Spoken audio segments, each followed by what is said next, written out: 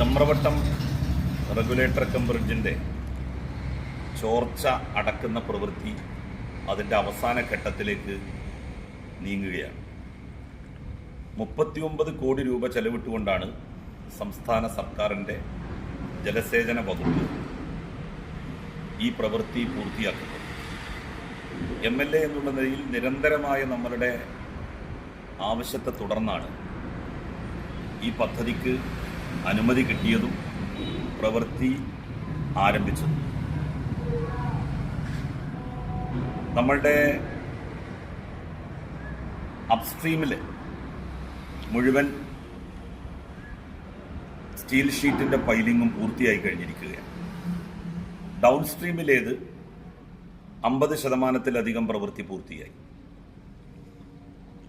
ഇനി ഇതിൻ്റെ മറ്റു പണികളാണ് നമുക്ക് പൂർത്തിയാക്കാനുള്ളത്. അത് ഏകദേശം 1.5 മാസം കൊണ്ട് നമുക്ക് പൂർത്തിയാക്കാൻ വേണ്ടി കഴിയും.